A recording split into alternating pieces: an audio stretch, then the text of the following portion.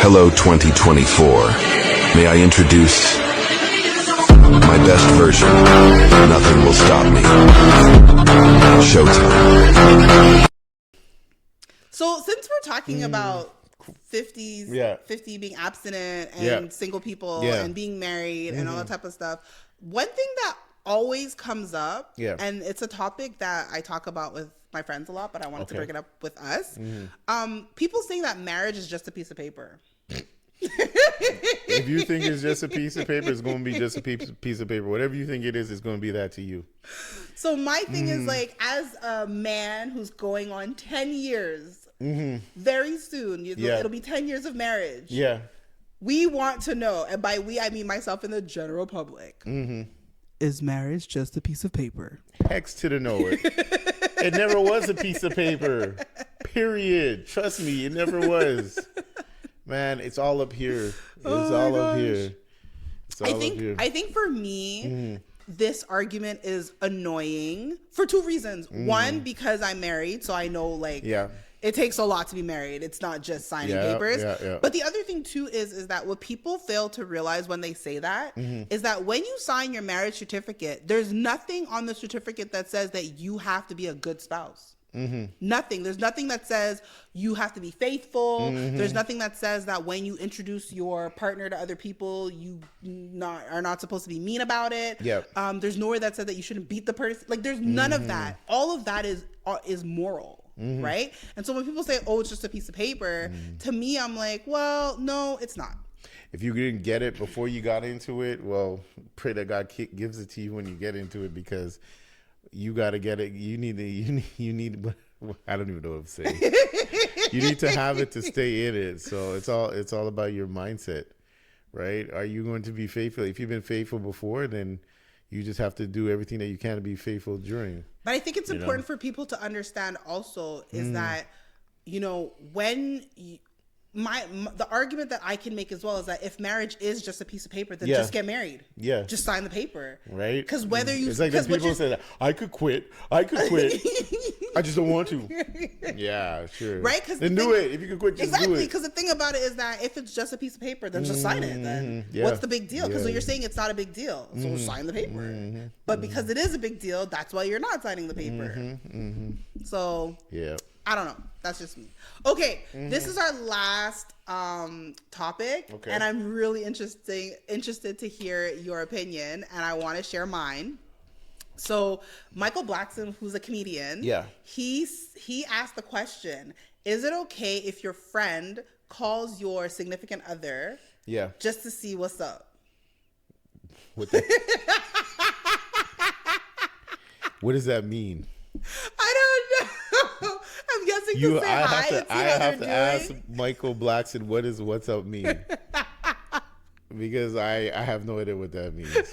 I guess to see if you're okay. What's up? What's up? What's up? What does that mean? I guess to see if your partner's okay. I don't know. Like if this is a once in a blue moon thing, like maybe a Christmas holiday, or I don't know, a birthday, or maybe just out of blue. But if this is a what's up constant thing, you better what's up yourself the way out. So I ain't for that. Okay, so I actually had this conversation with my girls, and for me, it's okay if they tell me. Like if they're like, hey, I wanted to send a quick text, or I sent a quick text to hubby to let him to say what's up. Like, let's say and you wouldn't want to do it without the other person's permission, right? Exactly. Because like I remember when you had that's like moving like shady, right? Because like I remember you had a procedure or something, whatever. Yeah. And so one of my friends texted me. She's like, "Yo, how's Ron doing? Like, is he okay?" So if something like that happened, and then the person was like, "Hey, Ron, just wanted to see if you were okay." Yeah. So if the person just wanted to be like, "Hey, Ron, like." Just checking up on you. Vic told me that you're doing whatever. You're like, oh hey, it's fine. Then that makes sense. But I'm expecting my friend to tell me. Like I'm expecting my girls to be like, hey, we're just checking up on Ron because you said that he had a. You want to be transparent. Yeah, exactly. Like something happened. You don't want to. You move in the shadows. You don't want to do that. Right. You don't want to be Batman. But when Michael Blackson says it, I feel like there's so much more behind it. We're talking about some simple, practical thoughtful things. I don't think he's talking about what's up is so shady.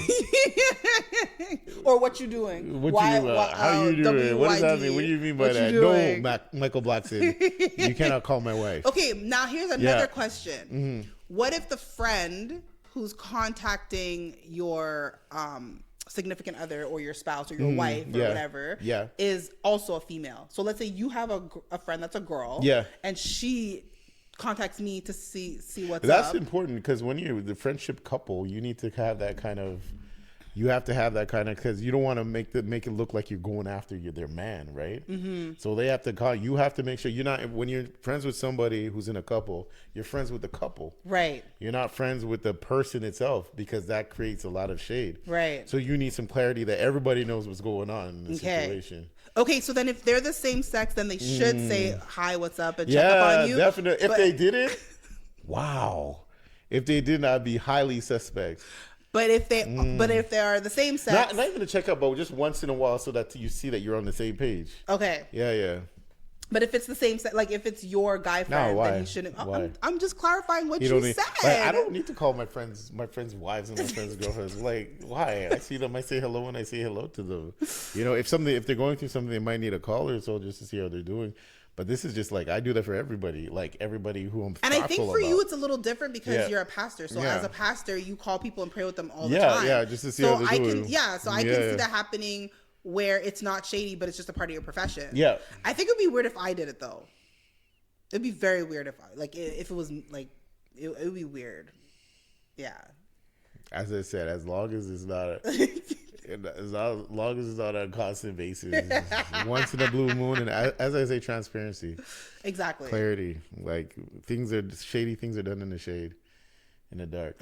Yeah. There you go. And they eventually come to light. Yep. Anyways, all right. So I think we got through everything. Oh yeah. Yeah, I think we got through everything. Why do I feel like we're missing a topic?